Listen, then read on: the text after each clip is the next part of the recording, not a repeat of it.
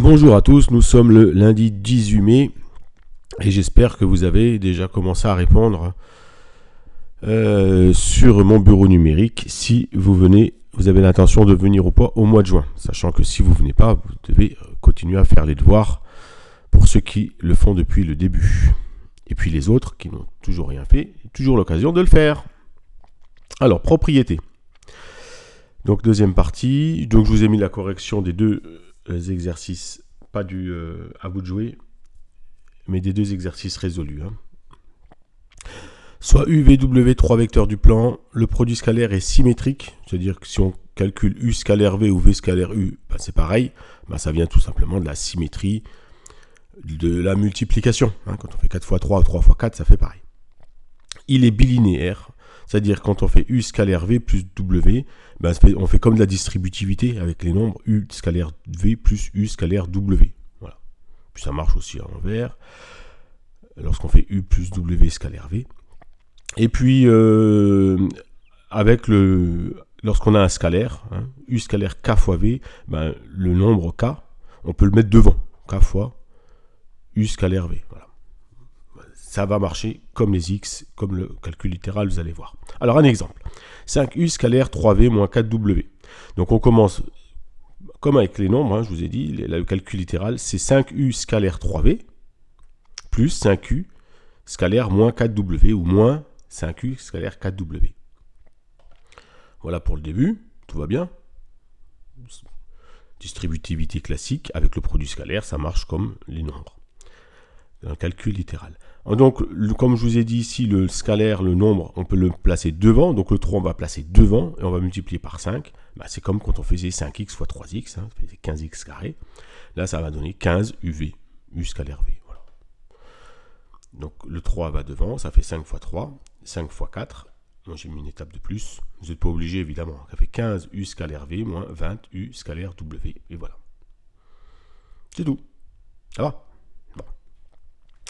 Alors maintenant, on va avoir les exercices. Maintenant qu'on a vu cette propriété, donc on pourra évidemment directement écrire 15 UV moins 20 UW, U scalaire W. D'accord, là c'était juste l'exemple pour... j'ai mis toutes les étapes, mais vous n'êtes pas obligé de mettre toutes les étapes. On peut directement mettre le résultat. C'est bon. Exercice résolu 3. Calculer un produit scalaire à l'aide de ses propriétés. Dans le plan muni d'un repère OIJ, on considère les vecteurs UV tels que U égale racine de 2, V égale racine de 3, donc la norme de U, norme de V égale racine de 3, U scalaire V égale 5. Calculer 3U plus V scalaire 2U plus 7V. Donc on va utiliser de nouveau la distributivité, cette fois-ci une double distributivité. Donc on va faire 3U scalaire 2U, plus 3U scalaire 7V, plus V scalaire 2U, plus V scalaire 7V. Voilà. Donc, ceux qui connaissent la distributivité, et à votre âge, il vaudrait mieux, voilà ce qu'on fait. Donc ça donne 6U scalaire U, on peut écrire 6U carré, vous vous rappelez le carré scalaire, 21U fois V, U scalaire V, plus 2U fois U scalaire V, plus 7V au carré. Voilà. Comment ça se calcule ? On vous a tout donné là. On vous a donné que la norme est égale à racine de 2. Donc au carré, le carré scalaire, c'est la racine de 2 au carré, ça fait 2. D'accord ? Donc U au carré vaut 2, donc on va faire 6 fois 2. U scalaire V, ça vaut 5, donc ça fait plus 21 fois 5. Plus U scalaire V, ça vaut de nouveau 5. Donc on peut écrire 23 d'ailleurs, 21 plus 2, 23 U scalaire V. Et 7V carré, 7 fois 3. Donc on fait 6 fois 2, plus 21 plus 2, 23 fois U scalaire V 5, plus 7 fois 3. On prend la calculatrice, on calcule tout ça. Si vous comptez faire des études, prenez... Ou on vous demandera de ne pas utiliser la calculatrice, faites-le à la main. 23 fois 15, on commence par 23 fois 5, ça fait 115. Plus 21, 115, 116, 136. Plus 12, 136, 138, 148. Faites-le comme ça. Donc voilà pour le premier exercice résolu. Voilà, c'est pas trop dur. Exercice résolu 4. On considère un rectangle ABCD, AB égale 3, AD égale 4, représenté sur rectangle. Donc ici, je l'ai représenté sur GeoGebra et je l'ai placé en origine A. D'accord? Parce que vous allez avoir une autre méthode avec le repère. Vous allez voir. Donc, il y a deux méthodes pour calculer le produit scalaire AC scalaire AD. Donc, d'abord, on utilise la relation de Schall. Vous vous rappelez en seconde. Vous voyez ici, on ne vous donne pas AC. On vous donne AB et AD. La diagonale, on s'en sait rien de la diagonale. Donc, on peut utiliser la relation de Schall. AC, c'est un vecteur plus un autre vecteur. Un vecteur, le premier qui commence par A et le deuxième qui termine par C. Ça vous dit que ça vous parle. Donc, AC, ça s'écrit AB plus BC. Oui, il y a le B là qui s'en va et le plus et ça donne AC. Donc maintenant j'utilise la bilinéarité, donc ça donne AB scalaire AD plus BC scalaire AD. Jusque là tout va bien.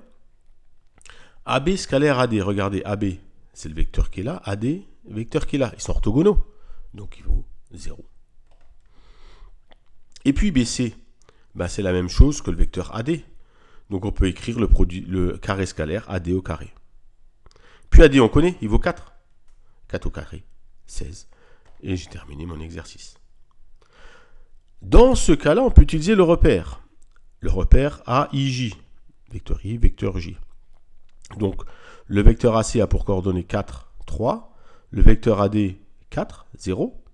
Oui. Et le produit scalaire, vous vous rappelez, XX' plus YY', c'est la leçon d'avant. 4 fois 4 plus 3 fois 0. Et ça fait 16. Bon, ça tombe bien, on a trouvé deux fois la même chose.